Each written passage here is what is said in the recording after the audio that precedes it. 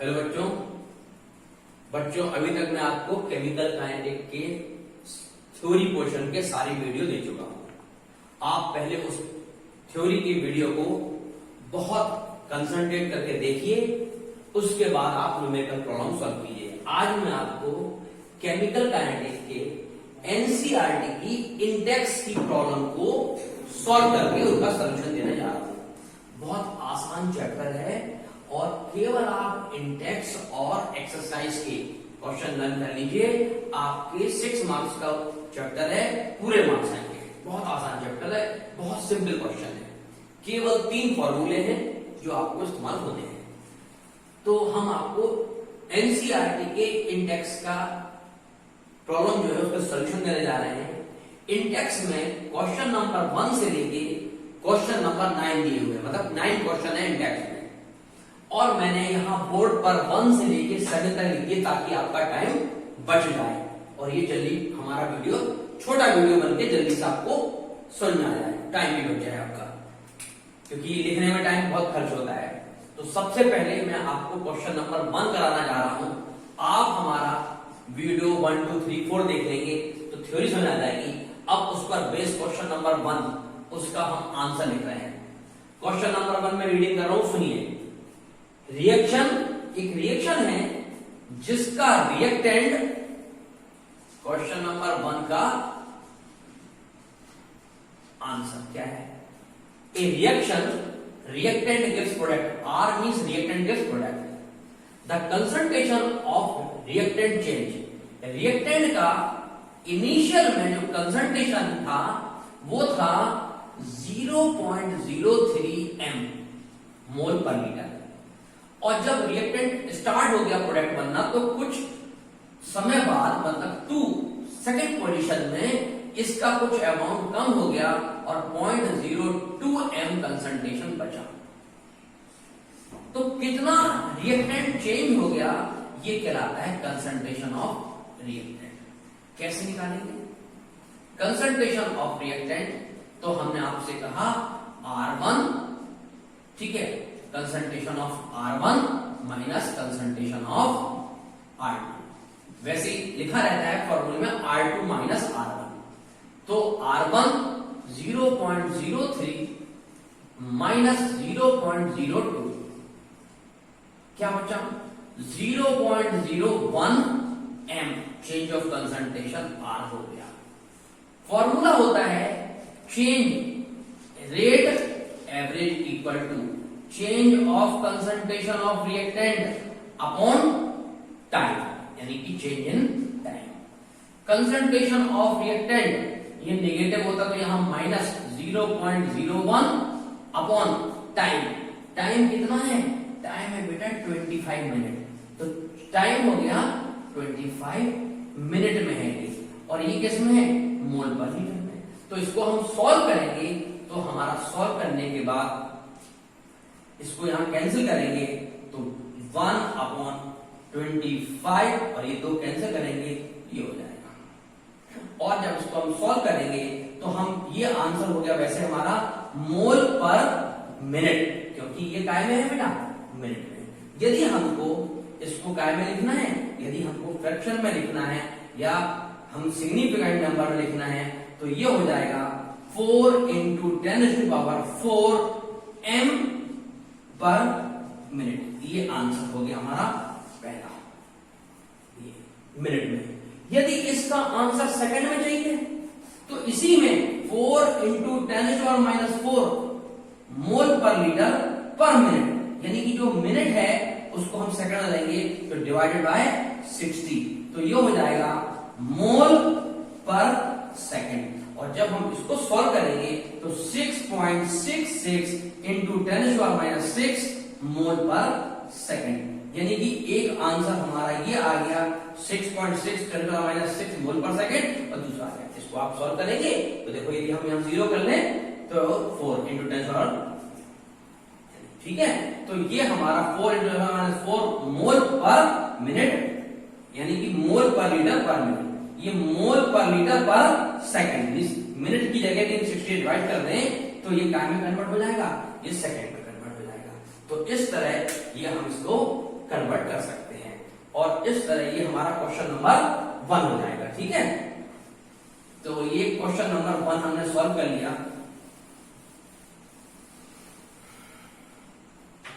अब question number हम 2 करते हैं। क्वेश्चन नंबर 2, क्वेश्चन नंबर 2 में 2a gives प्रोडक्ट, इक्वेशन है 2a gives प्रोडक्ट। बेटा वहां था रिएक्टेंट, तो change of concentration of reactant upon time लिखा था इक्वल टू आर एवरेज था। यदि यहां पर 1 आर है तो यहां 1 अपॉन 1 आएगा, यदि यहाँ 2 आर होता तो 1 अपॉन 2 आता। तो यहाँ आर की जगह यहाँ पर 2a है, तो जो हमारा आर है वो change of concentration of a upon t हो गया। लेकिन यहाँ पर 2 है तो यहाँ आएगा 1 अपॉन 2 और ये आएगा माइनस में। फिर वही change of concentration of a कितना है 0.5 to 0.4, यानी कि 0.52, यानी कि हम 0.4 माइनस 0.5 कर दें तो हमारा जो है माइनस 0.1 आ जाएगा। और ये माइनस माइनस प्लस हो जाएगा, तो ये change of 1 upon 2 change of concentration हो गया, माइनस तो था ये माइनस 0.1 अपॉन टाइम। टाइम कितना है, टाइम है 10 मिनट्स। क्या टाइम है 10 मिनट्स। ये हम सॉल्व कर लेंगे, प्लस हो जाएगा। यदि माइनस साइन भी है तो माइनस मतलब हो गया कि जो हमारा रेट है वो जो हमारा कंसंट्रेशन है वो डिसअपीयरेंस का मतलब है सब।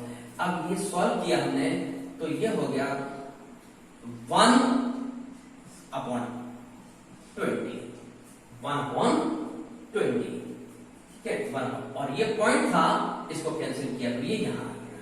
इसको यदि हम सॉल्व करेंगे तो ये हमारा आएगा 1 अपॉन 2 लिख सकते, 1 अपॉन 2 इंटू 10⁻² लिख सकते 1 अपॉन 2, और इसको लिख सकते 0.5 इंटू 10⁻²। ये आंसर क्या में आया, मोल पर, यहां पर टाइम मिनट है, मोल पर लीटर पर मिनट में ये हमारा क्वेश्चन नंबर 2 का आंसर आ जाएगा। कैलकुलेट आर ए मतलब एवरेज, आर एवरेज यहां पर लिखा है। तो ये हमारा सेकंड क्वेश्चन हो गया, और सेकंड का आंसर हो गया 5 इंटू 0.5 इंटू 10⁻³ आप चाहो तो लिख सकते हैं 5 इंटू 10⁻³ मोल पर मिनट भी लिख सकते हैं, मोल पर लीटर पर मिनट ले सकते हैं। तो आंसर ये भी सही है और आंसर ये भी नहीं, एक्चुअली 5.0 इंटू 10⁻, आंसर जनरली मोल पर लीटर पर मिनट एक्स्ट्रा लिख सकते हैं। तो ये हमारा क्वेश्चन नंबर 1 हो गया, क्वेश्चन नंबर 2 हो गया। अब क्वेश्चन नंबर 3 करने जा रहे हैं। जब हमारे पास एवरेज रेट पूछा जाए तो हम ये फॉर्मूले इस्तेमाल करते हैं। क्वेश्चन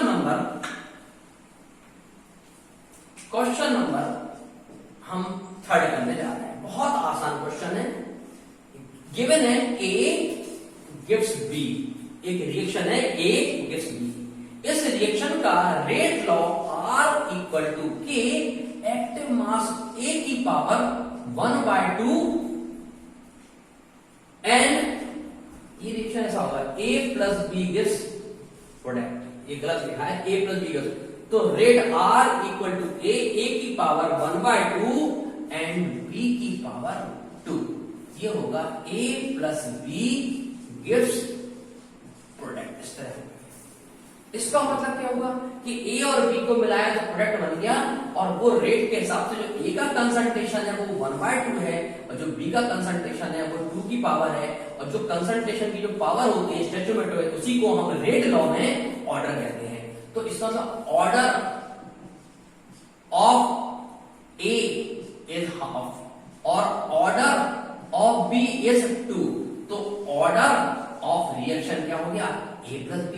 तो A का ऑर्डर है हाफ और B का ऑर्डर है 2, तो मिला के इसका एलसीएम लिया तो ये 2 हो गया, ये 1 + 4 हो गया, ये 5/2 हो गया। तो order of reaction equal to 2.5। इस रिएक्शन का ऑर्डर 2.5 है। तो इस तरह क्वेश्चन नंबर 3 हो गया। बहुत आते हैं ऐसे क्वेश्चन, हमने आपसे कहा r इक्वल टू के, एक ऑर्डर में a की पावर 0 है और b की पावर 1/2 है, तो ऑर्डर क्या हुआ 0 प्लस 1/2 इक्वल टू 1/2, इस तरह निकाल सकते हैं। तो कोई भी हमें यदि रेट लॉ दिया है तो उसके जो पावर होते हैं उसका सम, यानी कि पावर ऑफ कंसंट्रेशन का जो सम है उसको कहते हैं ऑर्डर ऑफ रिएक्शन। ये हो गया। अब सुनिए क्वेश्चन नंबर 3। अब हम करते हैं क्वेश्चन नंबर 4।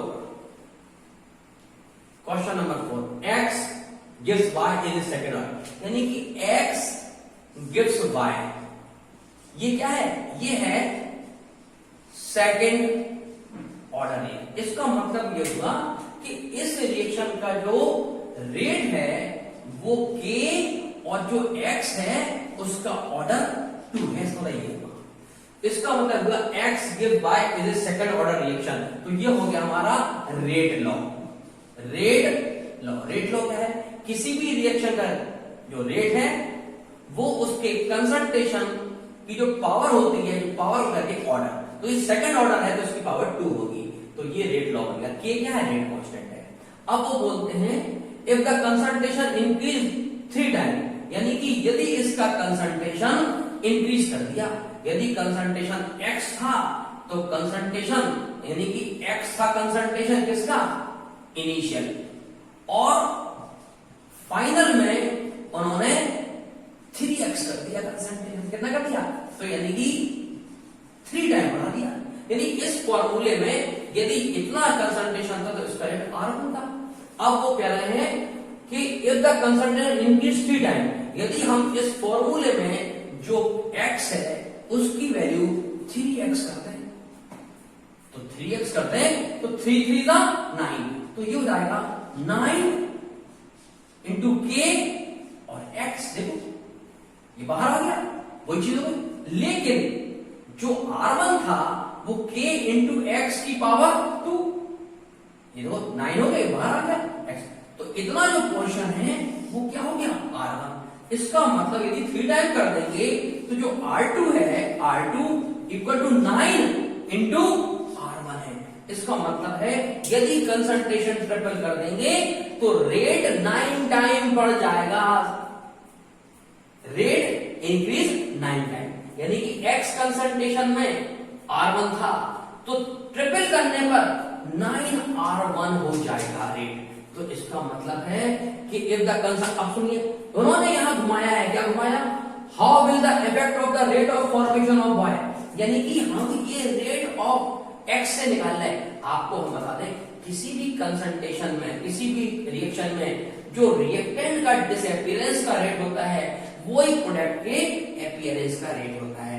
तो हमने यहाँ x का जो है डिसअपीयरेंस का जो रेट है, मतलब x के हिसाब से जो रेट है वो 9 टाइम है, तो y के फॉर्मेशन का रेट भी उसके हिसाब से 9, क्योंकि जितना रेट ये जाने का होगा उतना ही रेट आने का होता है। यदि जाने का 9R1 है तो आने का भी 9R1 होगा। तो इसका मतलब हुआ कि ये फॉर्मेशन का जो रेट है वो 9 टाइम बढ़ जाएगा। तो how will you effect the rate of y, यानी कि 9 टाइम बढ़ जाएगा कंपैरिजन से, पहले के कंपैरिजन में।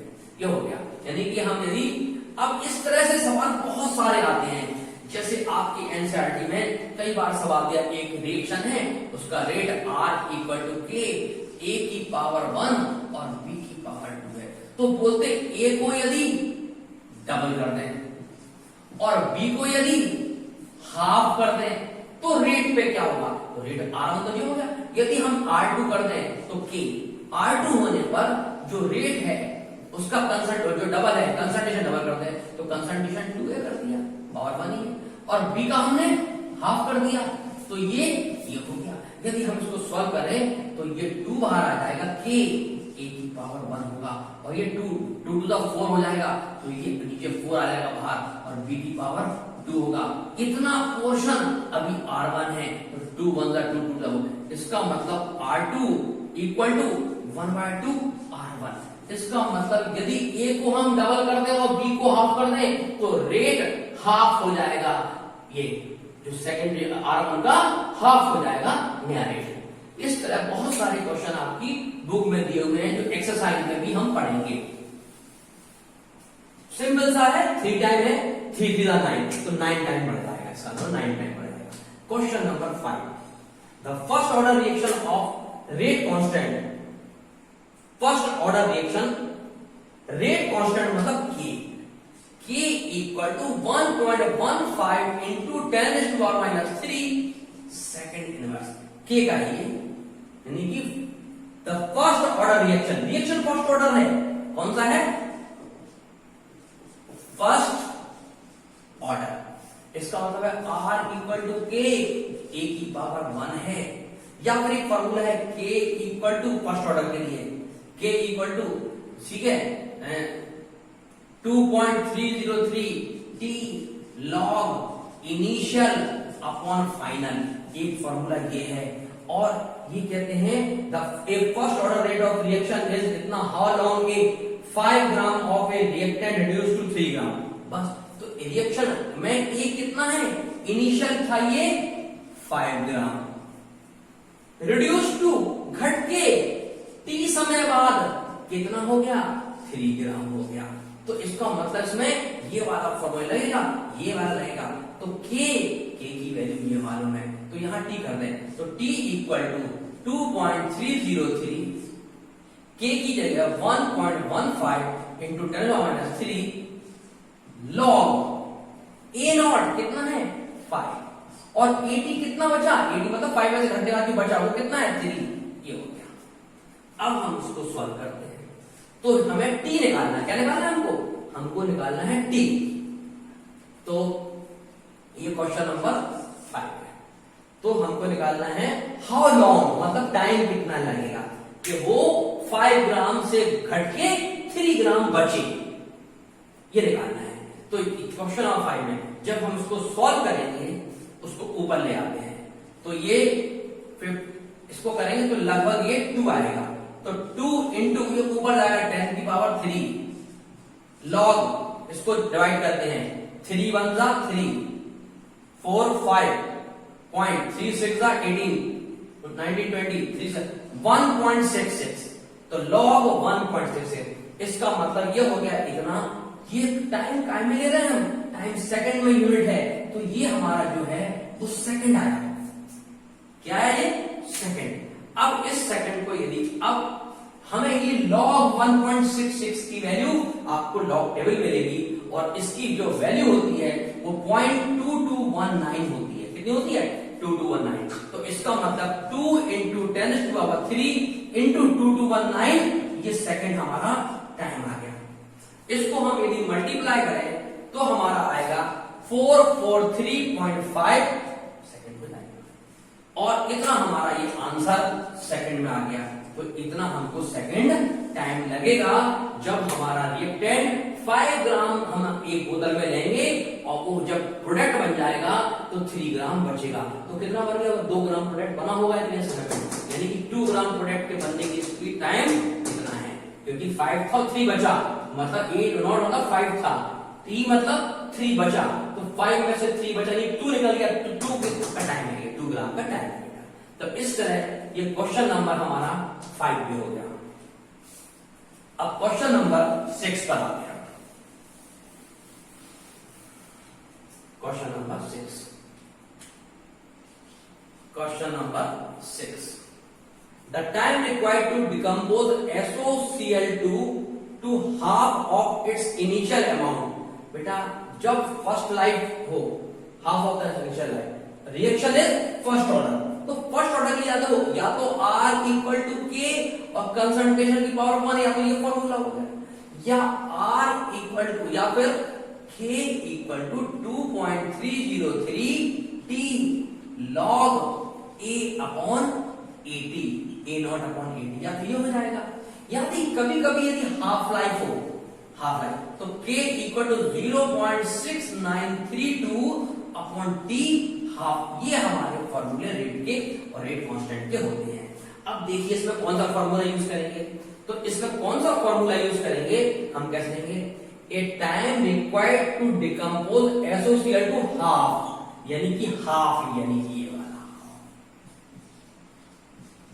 हाफ दिमाग में आया, it's initial amount is 60 minute. तो जो टाइम है जब हाफ होता है तो उसमें 60 मिनट लगता है, ठीक है। कैलकुलेट रेट कांस्टेंट, के फाइंड करना है। तो ये सवाल दोनों फॉर्मूले भूल जाइए और हो गया के इक्वल टू 0.6932 अपॉन 60 मिनट। ये हमने सॉल्व किया तो इस तरह हमारा ये मिनट में आ जाएगा। इसको यदि हम सॉल्व करेंगे तो ये हमारा 1.155 इंटू 10⁻² मिनट आएगा। इससे आप इसको ट्राई कैसे कर सकते हो, 0.6932 अपॉन 60। आप इसको यहां से 1 2 3 4 1 2 3 4 ये हो गया, और 1 2 3 4 5 6932 अपॉन 6 इंटू 1 2 3 4 5 10⁻⁻5 ये हो गया। अब इसको सॉल्व किया, 6 1 जा 6 6 1 जा 6 ये हो गया। अब फिर 6 1 जा 6 7 8 9 3 बचा, 6 5 जा 30 3 बचा, 6 5 जा 30 2 बचा, 6 1 जा 6 ये लगभग इंटू 10⁻⁵ एप्रोक्स इतना आएगा। यदि आप इसको पूरा यदि राउंड ऑफ करना चाहें तो इसको 1 2 3 यहां शिफ्ट कर दो, 1.155 इंटू 10⁻, यहां तो 1 2 3 और ये 5 है तो 10⁻³ -5 प्लस को किया तो ये हो गया -2, ये -5 प्लस 3 तो ये -2 आ गया। और ये काहे में आया, ये आया के हमारा मिनट में, तो ये मिनट नीचे है तो ऊपर गया तो ये हो गया मिनट इनवर्स। के की वैल्यू ये ऊपर गया तो ये मिनट इनवर्स में आ गई। तो इस तरह से ये हमारा 6 क्वेश्चन पे हो गया।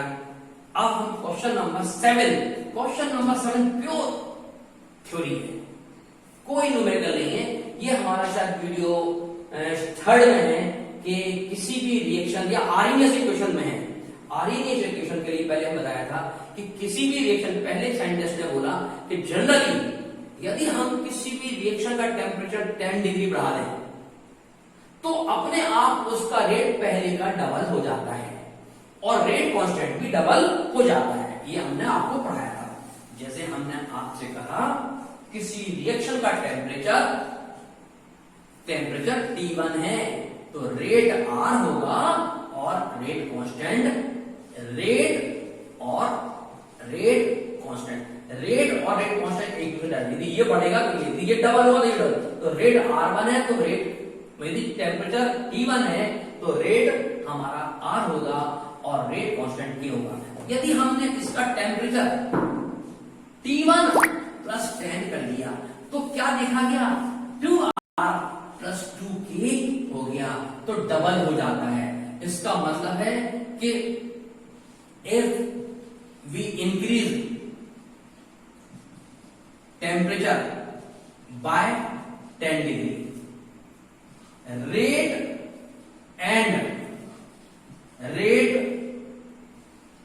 constant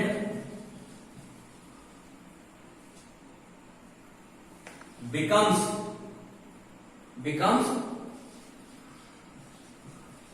double, near about double। ये बट नॉट शार्प, ये लेकिन ये शार्प नहीं थी। तो इसका आधा आंसर ये हो गया कि किसी भी रिएक्शन का रेट एवरेज में 10 डिग्री बढ़ाने पर डबल और ट्रिपल के, डबल के लगभग थोड़ा सा ज्यादा हो जाता है, डबल और ट्रिपल के बीच होता है, लेकिन ये आंसर हमारा सही नहीं है।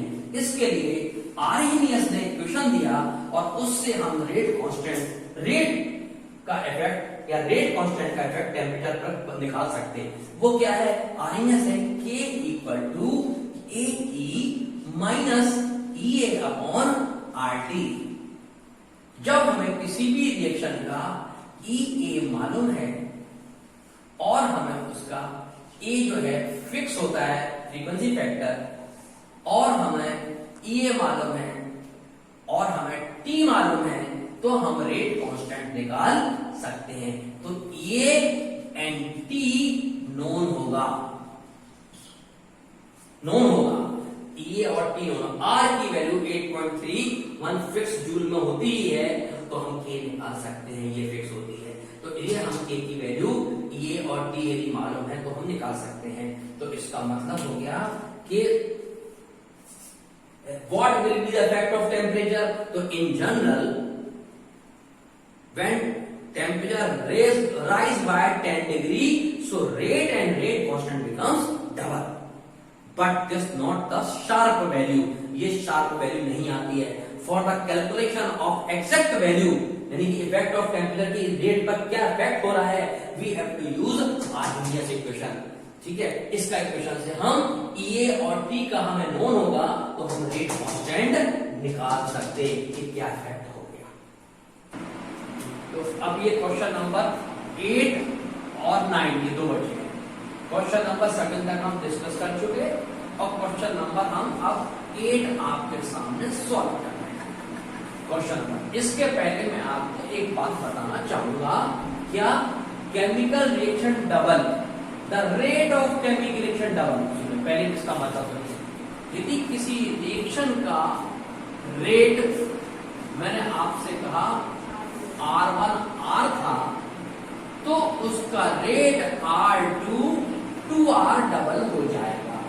पहले दूसरी बात सुनिए, जिस रिएक्शन का रेट डबल हो जाए उस रिएक्शन का रेट कांस्टेंट K1 यदि K था तो फिर उसका K2 भी 2K हो जाता है, क्योंकि किसी भी रिएक्शन का रेट R और K एक दूसरे के डायरेक्टली प्रोपोर्शनल होता है। यानी कि रेट यदि डबल है तो कांस्टेंट भी डबल होगा, रेट यदि ट्रिपल है तो कांस्टेंट भी ट्रिपल होगा।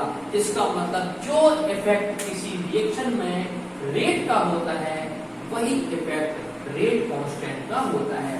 तो रिएक्शन यदि किसी भी रिएक्शन का रेट डबल है तो यदि हम आपसे कहें कहीं रिएक्शन में R2 upon R1 equal to 2R upon R है तो फिर हम K2 upon K1 equal to 2K upon K भी कह सकते हैं। इसका मतलब है R2 upon R1 equal to K और K2 upon K1 equal to 2 हो सकता। यानी कि ये रेशियो यदि 2 है तो कांस्टेंट का भी 2 होगा। This is the very important thing which we have to apply question number 8। Question number 8 में बहुत इंपॉर्टेंट चीज है, ये ट्रिक आनी चाहिए कि यदि किसी रिएक्शन का R का रेशियो डबल हो रहा तो K का रेशियो भी डबल हो जाएगा।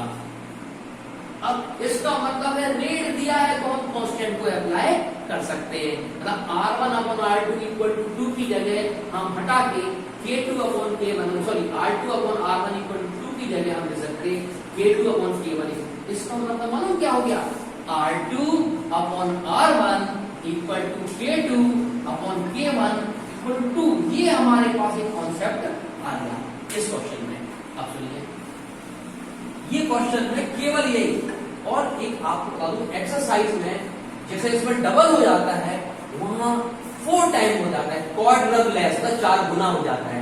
तो वहां 4 अपॉन K था, 4 अपॉन 1 आएगा तो वहां R1 upon R2 upon R1 equal to 4 और K2 upon K1 equal to 4 इस्तेमाल किया गया है एक क्वेश्चन में। यहाँ डबल है तो R2 अपॉन R1। अब सुनो, लॉग फॉर्मूला होता है log K2 upon K1 equal to EA upon 2.3033 R 1 upon T1 minus 1 upon T2 जो हमने आर्नियस इक्वेशन से ड्राइव किया था। ठीक है, हमारे वीडियो में देखिएगा आर्नियस इक्वेशन को। जब when we change the temperature from T1 to T2, so rate change from K2 to K1। यदि टेम्परेचर T1 से T2 करेंगे तो K1 से K2 हमारा कांस्टेंट और R1 से R2 हमारा कांस्टेंट भी चेंज हो जाएगा। उस समय ये हमारा रिलेशन है। आप सुनिए, T1 क्या है, T1 टेम्परेचर था 298, लेकिन 10 की इंक्रीज हो गया तो T2 क्या हो गया, 298 प्लस 10 इक्वल टू 308। तो 298 केल्विन आ गया 30, तो T1 मिल गया, T2 मिल गया। EA calculate EA equal to क्या करना है हमें, फाइंड करना है, ये हमें फाइंड करना है। अब हमको K2 अपॉन K1 ये डबल हो जाता है, तो यहाँ पर K2 upon K1 equal to 2, अभी हम पता चल गया आपको, तब बैकवर्ड करते हैं, तो log K2 upon K1 equal to 2 और इसकी जगह EA अपॉन 2.303 R की जगह 8.31 जूल में लेनी है इंटू 1 अपॉन T1 की जगह 298 माइनस 308। इसको हम सॉल्व करते हैं। log 2 की वैल्यू होती है 0.3010 equal to EA upon 2.303, pen बदल लेते हैं, चल नहीं रहा है सही, इंटू 8.312 और यहाँ एलसीएम 298 इंटू 308 एंड 308 माइनस 298 ये 10 हो जाएगा, तो 0.3010 इसको यहाँ लाते हैं यहाँ पर, तो 2.303 इंटू 8.31 इसको ऊपर लाते हैं इंटू 298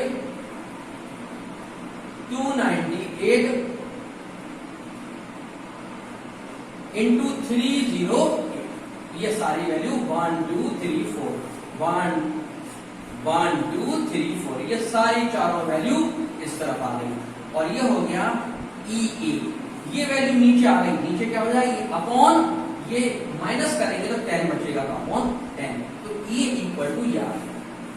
अब सुनिए, इस पूरे को हम मल्टीप्लाई करते हैं, जब आप मल्टीप्लाई करेंगे बेटा तो आपका आंसर आएगा 63624.941, इस तरह आपका आंसर आएगा अपॉन 10।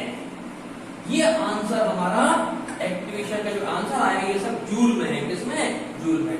सॉल्व करोगे तो EA इक्वल टू 6362.4 जूल हमारा एक्टिवेशन पर मोल हो जाएगा, इतना जूल हर मोल में जूल पर मोल, ये हमारा आंसर आ जाएगा जूल में। किलो जूल में करना है, 1000 से डिवाइड कर देंगे तो 6.3 जूल हमारा आंसर आ जाएगा। इस तरह आप क्वेश्चन नंबर 8 कर सकते हैं, जो कि बहुत इंपॉर्टेंट है। आप एक बार कैलकुलेशन कर लीजिए, और यदि कुछ 19-20 का पॉइंट में गड़बड़ हो रहा हो तो चेंज कर लीजिएगा, ठीक है। अब क्वेश्चन नंबर हम 9 करते हैं।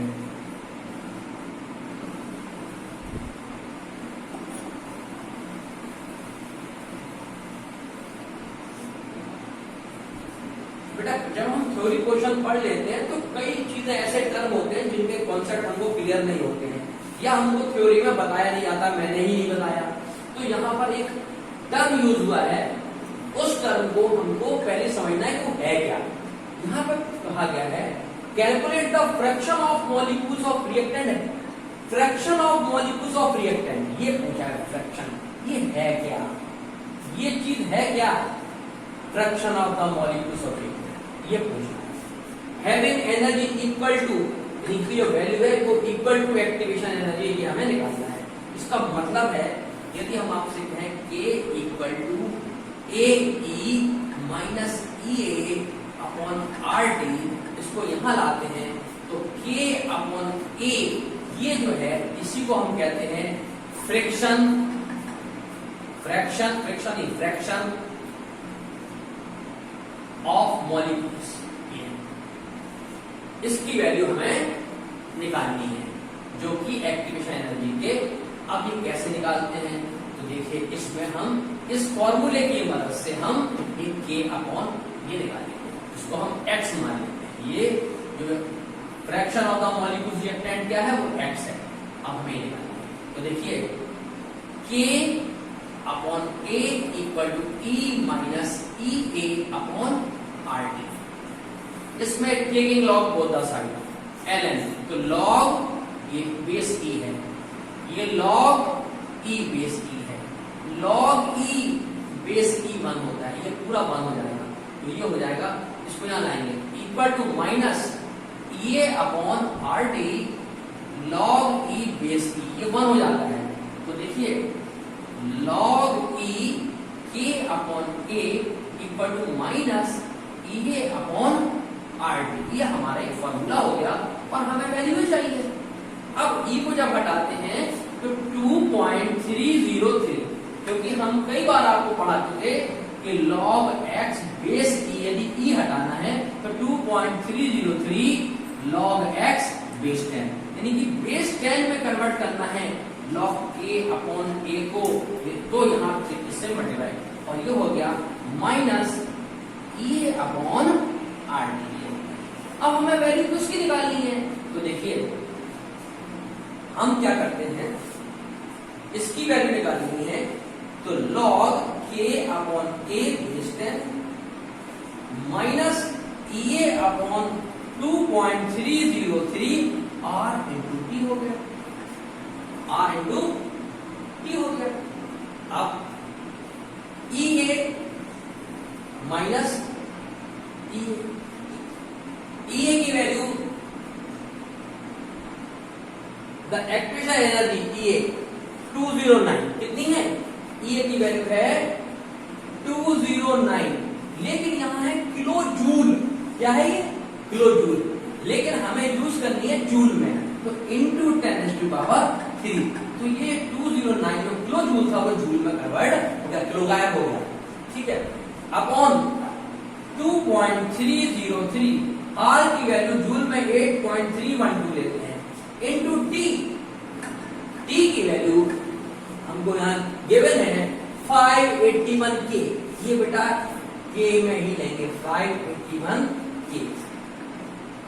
अब हमें केवल ये K, तो अब हमको चाहिए K upon A equal to, इधर आएगा तो ये हो जाएगा anti log 1 upon log anti log, और ये हो जाएगा minus 209 into 10⁻³ upon 2.303 into 8.31 into 581, ये हो गया।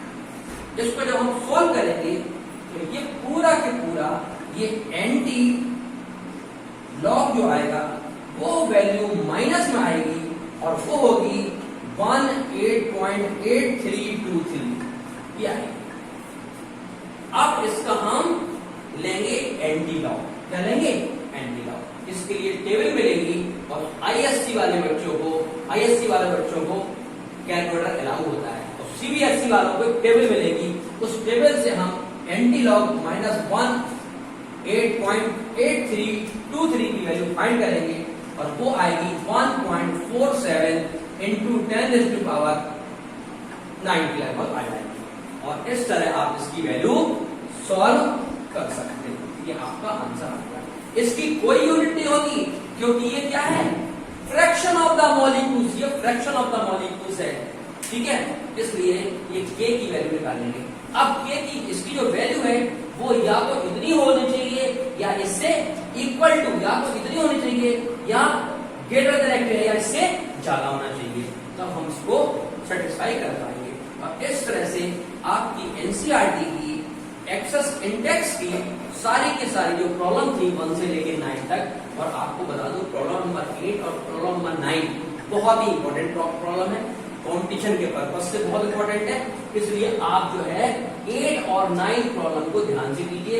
क्वेश्चन नंबर जो 8 है ये इंडेक्स का है, और बिल्कुल इसी तरह का एक क्वेश्चन एक्सरसाइज में भी है, यहाँ डबल लिखा है, वहां ट्रिपल लेट लिखा है, मतलब यहाँ पर हमें 2 लिखना था, वहां हमें ट्रिपल, मोनो डाई ट्राई और ट्रिपल 4, मोनो डाई ट्राई और टेट्रा, टेट्रा नहीं टेट्रा, ट्रिपलेट, तो सॉरी क्वाड्रलेस, ट्रिपलेट नहीं क्वाड्रलेस, क्वाड मतलब चौथा, K2 upon K1 equal to 4 upon 1, 4 वहां, ठीक है, वो लेना पड़ेगी, और उससे ये क्वेश्चन हमारा सॉल्व होगा, बिल्कुल क्लियर की तरह है, और कॉम्पिटिशन में भी बहुत आता है और 12th में तो आती है। तो बेटा ये इसको लगाइएगा, आपको अच्छा लगे तो सब्सक्राइब करिएगा, सब्सक्राइब की संख्या बढ़ाइएगा, अपने दोस्तों को बताइएगा, और हमारा ये जो हम सॉल्यूशन दे रहे हैं सारे बच्चे इसको इसका यूज करें, इसका फायदा उठाएं। थैंक यू बेटा।